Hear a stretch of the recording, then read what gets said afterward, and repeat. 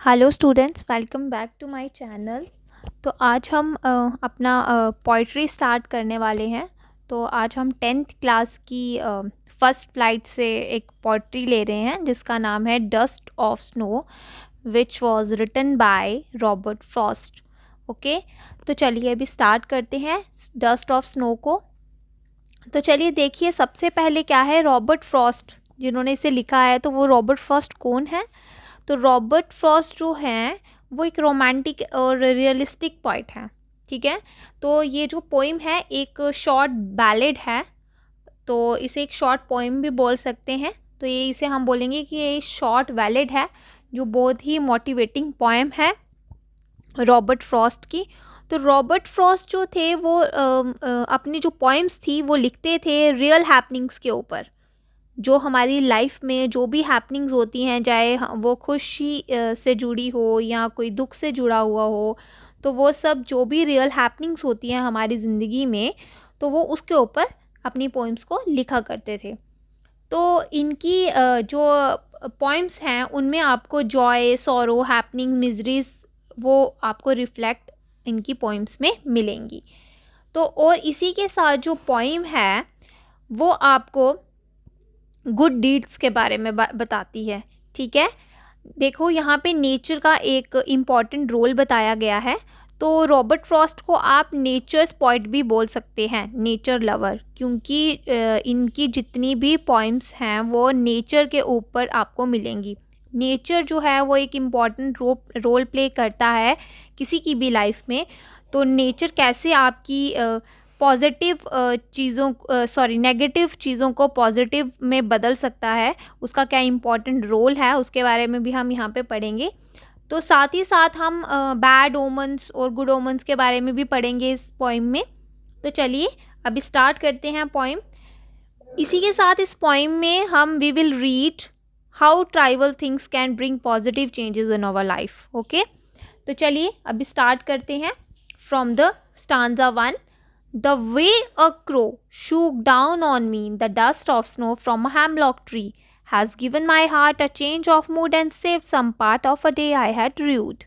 यहाँ पे कुछ डिफ़िकल्ट वर्ड्स हैं, उसके बारे में बात करेंगे। आगे इसकी राइम स्कीम के बारे में बात करेंगे, पोएटिक डिवाइस के बारे में बात करेंगे कि इसकी कौन सी कितनी पोएटिक डिवाइसेस यहाँ पे यूज़ की गई हैं, यहाँ पे कौन सी राइम स्कीम है। तो चलिए अभी हम स्टांजा 1 में पढ़ते हैं।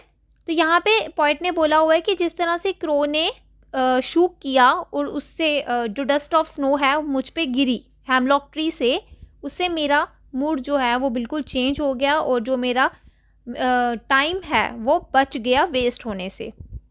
सिंपल वर्ड्स में ये पोइम है। अब इसका एक्सप्लेनेशन आपको देती हूँ। तो एक्सप्लेनेशन क्या कहता है इस पोइम में?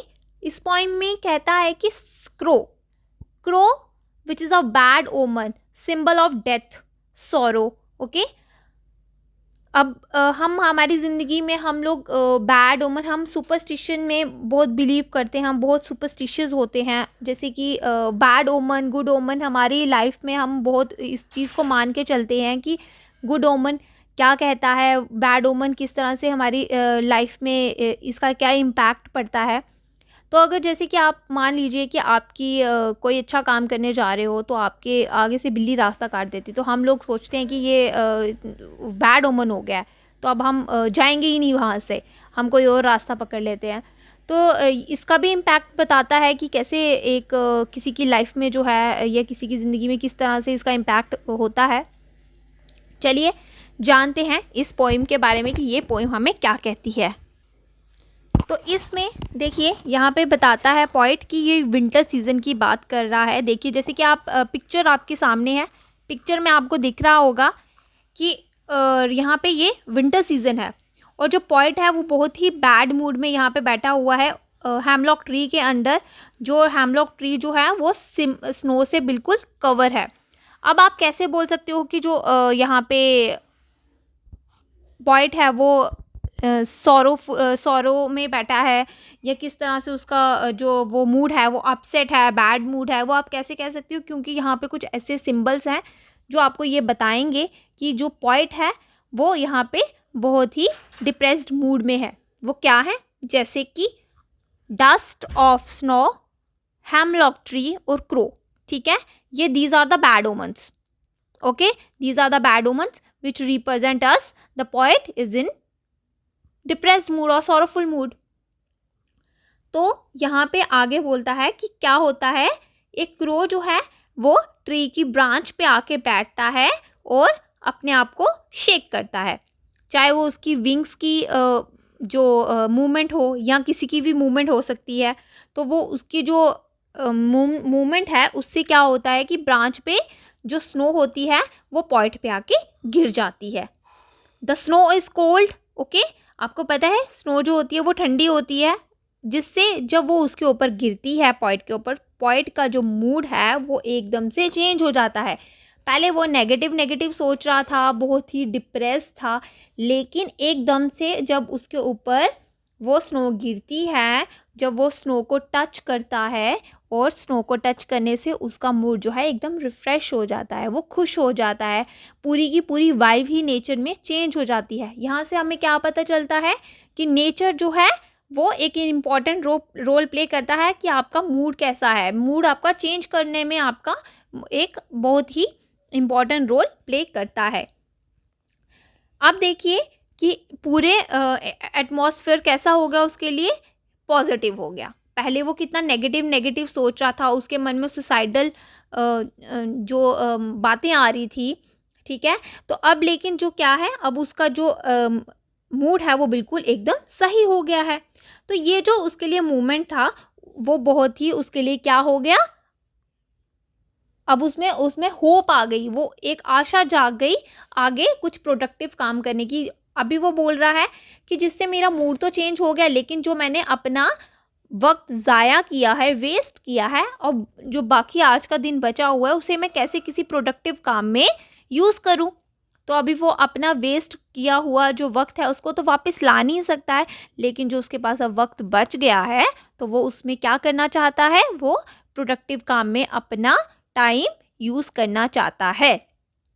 ठीक है, अब देखिए आगे बोलता है जो ब्लैक क्रो है वो क्या है, वो बताता है कि वो बैड ओमन है. वो किसका सिंबल है, बैड ओमन का. मैंने जैसे कि आपको बताया कि वो डेथ का सिंबल है, ठीक है, जिसको हम बोल सकते हैं सॉरो का सिंबल है, फियर का सिंबल है.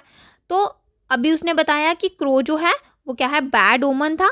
लेकिन क्या हुआ, हाँ, साथ ही साथ में देखो क्रो को हम गुडविल के साथ रिलेट नहीं करते हैं, ठीक है. आपको पता है गुडविल के साथ, क्योंकि वो ब्लैक इन कलर होता है एक. दूसरा क्रो जो है उसकी जो आवाज़ होती है वो बहुत हार्श साउंड करता है ना. तो वो हार्श साउंड करने के कारण भी कुछ लोग उसको बैड ओमन मानते हैं.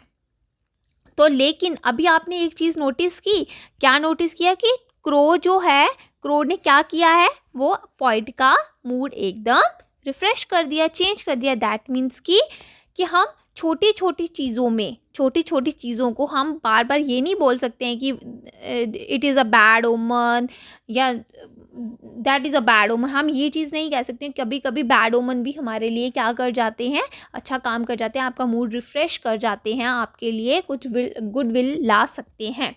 ओके, अब देखो रॉबर्ट फ्रॉस्ट जो है ये भी कहना चाहते हैं कि यहाँ पे उन्होंने हेमलॉक ट्री का यूज़ किया. हेमलॉक ट्री यानी, अभी देखो हेमलॉक ट्री क्या होता है. हेमलॉक ट्री जो होता है वो होता है एक पॉइजनस ट्री.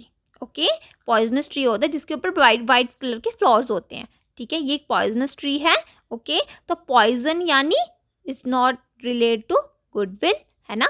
तो गुडविल के साथ ये रिलेट नहीं करता है. तो इसका मतलब ये भी क्या आपको किसके लिए स्टैंड करता है, ये भी किसका सिंबल है, बैड ओमन का सिंबल है.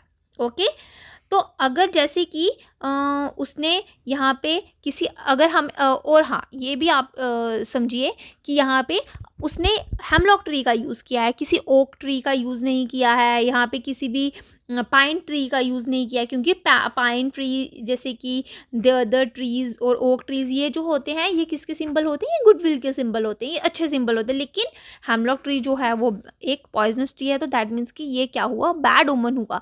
तो अगर हमें यहाँ से हमें कैसे पता चल रहा है कि जो पॉइंट है वो एक ख़राब मूड में है, क्योंकि उसने यहाँ पे हमें कुछ सिंबल्स दिए हैं जिसकी वजह से हमें पता चलता है कि रॉबर्ट फ्रॉस्ट जो हैं वो क्या है, वो इस वक्त एक बैड मूड में है, ठीक है। जैसे dust of snow, crow, hemlock, similarly hemlock tree की जैसा ही डस्ट ऑफ स्नो जो है ये भी क्या आपको रिप्रेजेंट कर रहा है, यहाँ पे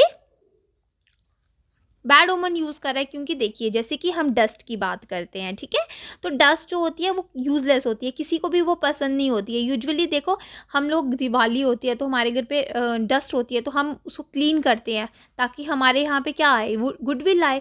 गुडविल के लिए हम सफाई करते हैं, डस्ट को अपने घर से हटाते हैं। तो इसी तरह से हमें यहाँ पे ये भी रिप्रेजेंट करता है, डस्ट भी जो है वो गुडविल नहीं लाती, ये भी रिलेट नहीं करती है गुडविल के साथ, ये भी एक बैड ओमन ही माना जाता है, ठीक है। यहाँ पे आपको ये चीज़ समझ आई। अब देखो पॉइंट जो है, ठीक है, पॉइंट जो है, पॉइंट के मन में अभी पॉजिटिव थॉट्स आना शुरू हो गए हैं। वो किसकी वजह से शुरू हो गए, एक बैड ओमन की वजह से। क्योंकि बैड ओमन, देखो क्रो ने, अगर क्रो शेक नहीं करता अपने विंग्स को, ओके, तो उसके ऊपर स्नो नहीं गिरती। और स्नो इतनी सॉफ्ट थी, वेलवेटी थी, तो उसने क्या किया कि जब उसको टच किया तो उसका एकदम से मूड जो था वो फ्रेश हो गया। फ्रेश होने के कारण सारा का सारा एटमॉस्फेयर जो था उसमें से उसको गुड वाइब्स मिलना शुरू हो गई, उसका मूड रिफ़्रेश हो गया, जिससे उसको पॉजिटिव थॉट आने लगे, जिससे वो अब प्रोडक्टिव काम में अपना टाइम जो है वो यूज़ करेगा, है ना। तो वाइट स्नो जो है हेमलॉक जो ट्री था वो किससे कवर था, वाइट स्नो से कवर था, ठीक है, वाइट स्नो से कवर था। लेकिन वाइट स्नो, हेमलॉक ट्री ने भी उसके लिए क्या काम किया, एक अच्छा काम किया कि उसका जो ब्रांचेस थी वो कवर्ड थी विथ वाइट स्नो, और वाइट स्नो ने क्या काम किया, उसके ऊपर गिर गई और वो खुश हो गया। डस्ट ऑफ स्नो जिसे बोल सकते हो, ठीक है। यहाँ पे डस्ट ऑफ स्नो मान लीजिए पार्टिकल्स हैं, स्नो के पार्टिकल्स है। कभी आपने स्नो के लिए डस्ट यूज़ नहीं होता है, ठीक है, कभी स्नो की कोई डस्ट नहीं होती है। यहाँ पे डस्ट स्नो के पार्टिकल्स हैं, ओके, पार्टिकल जिसे आप स्नो फ्लेक्स भी बोल सकते हो, ओके। तो ब्लैक रो ने क्या किया, स्नो को पॉइंट पे गिराया, ये भी उसके लिए क्या हुआ, एक गुडविल का काम हुआ, ओके। और अब देखो यहाँ पे आगे क्या है, पोइम आपको क्या कन्वे करती है, मैसेज, ओके। पॉइंट क्या आपको कन्वे करने का कोशिश कर रहा है पोइम के द्वारा, कि nothing in life is small, okay, कि आपके छोटी छोटी चीज़ें भी आपको पॉजिटिव चेंजेस आपकी लाइफ में ला सकती हैं। अभी देखो हम बोलते हैं बैड ओमन, बैड ओमन, लेकिन यहाँ पे बैड ओमन ने ही पॉइंट का सारा माइंड चेंज कर दिया, मूड रिफ्रेश कर दिया, डिप्रेस्ड मूड से अब वो हैप्पी मूड में आ चुका है, ठीक है। तो यहाँ पे हम क्या बोल सकते हैं कि क्रो ने क्या काम किया, अच्छा काम किया, और डस्ट ऑफ स्नो जो है उसने भी एक अच्छा काम किया, और हेमलॉक ट्री भी जो एक बैड ओमन की तरह माना जाते हैं, ये तीनों की तीनों चीज़ें उन्होंने क्या किया है, उन्होंने हेल्प की है पॉइंट के मूड को रिफ्रेश करने में, ओके। तो यहाँ पे एक और चीज़ बोली गई है कि अगर हम सारी की छोटी छोटी चीज़ों को पॉजिटिवली यूज़ करते हैं अपनी ज़िंदगी में, तो सिचुएशन जो हैं वो बेटर हो सकती हैं। इसीलिए हमें क्रिब नहीं करना है छोटी छोटी चीज़ों को लेके, हमें हमेशा अपना मूड जो है वो अच्छा रखना है और ट्राई करते रहना है ताकि हमें सक्सेस मिल सके। तो यही था हमारी इस पोइम में कि पोइम क्या कहती है और क्या नहीं कहती है। तो अब देखिए इसका आपको एक डीप मैसेज है, ये एक मोटिवेटिंग पोइम है, ठीक है, ये एक मोटिवेटिंग पोइम है, याद रखिएगा ये एक मोटिवेटिंग पोइम है। और इसमें आयनी यूज़ की है, और आयनी क्या यूज़ की है कि पहले तो पॉइंट जो था वो सुसाइडल थॉट्स, डिप्रेस्ड मूड में था, ठीक है। फिर लेकिन जब क्रो ने क्या किया, स्नोफ्लेक्स उस पर गिराए, ठीक है, उसका मूड एकदम से चेंज हो गया। तो ये जो एक मिनट मतलब जो किसी की लाइफ जो है एक मिनट में चेंज हो जाती है, ठीक है, यही आयरनी है इस पोइम में, ओके। अब चलिए इसमें हम जानते हैं, तो चलिए अभी राइम स्कीम के बारे में बात करते हैं। देखिए यहाँ पे राइम स्कीम के बारे में, here is the rhyme scheme. Rhyme scheme है यहाँ पे ए बी सी डी, और फर्स्ट स्टांजा में ए बी है और सेकंड स्टांजा में सी डी है। देखिए यहाँ पे कैसे, the way a crow snow me tree A B, okay, AABB, ये समझ में आया आपको? क्रो और स्नो क्या सेम साउंड कर रहे हैं, मी और ट्री सेम साउंड कर रहे हैं, तो ये हमारा राइम स्कीम यहाँ पे बन जाती है AABB। उसके बाद यहाँ पे सेकंड स्टांजा में आ जाइए, ये this is the first stanza and this is the second stanza. तो सेकंड स्टांजा में देखिए यहाँ पे क्या कहता है, हार्ट पार्ट, मूड रूड, ठीक है, यहाँ पे आपको समझ में आया C और D, CCDD, ओके, ये हमारी राइम स्कीम रही। तो यहाँ पे हमारी राइम स्कीम है। अब यहाँ पे पोएटिक डिवाइसेस की बात की गई है, तो पोएटिक डिवाइसेस देखिए यहाँ पे 4 तरह की पोएटिक डिवाइसेस की गई हैं। एक है alliteration, assonance, consonance, enjambment, okay. अभी चलिए जानते हैं व्हाट इज एलिट्रेशन। तो एलिट्रेशन क्या होता है, the occurrence of the same letter और sound at the beginning of adjacent और क्लोजली कनेक्टेड वर्ड्स, ओके, समझ में आया? तो यहाँ पे एलिट्रेशन देखिए, यहाँ पे कहाँ पे है, 2 जगह पे यहाँ पे एलिट्रेशंस यूज़ की गई हैं। एलिट्रेशंस देखिए, first alliteration and second alliteration. देखिए, हैज़ गिवन माई हार्ट, तो हैज़ H एंड H यहाँ पे क्या कहा था, सेम लेटर की साउंड जो है यहाँ तो एडजेसेंट और क्लोजली कनेक्टेड वर्ड्स के लिए यूज़ होती है, ठीक है, जैसे अभी मैंने बताया same letter HH, okay, this is the alliteration. Second alliteration यहाँ पे यूज़ हो रही है एंड सेव्ड सम पार्ट, तो यहाँ पे S and S, okay, these are the alliteration, same word letter जो है सेम यहाँ पे साउंड कर रहा है, तो ये हमारा एलिट्रेशन हो गया। अब आते हैं कॉन्सोनेंस की तरफ। तो कॉन्सोनेंस क्या कहता है, तो कॉन्सोनेंस फर्स्ट ऑफ ऑल आप जान लीजिए कि कॉन्सोनेंस होता क्या है।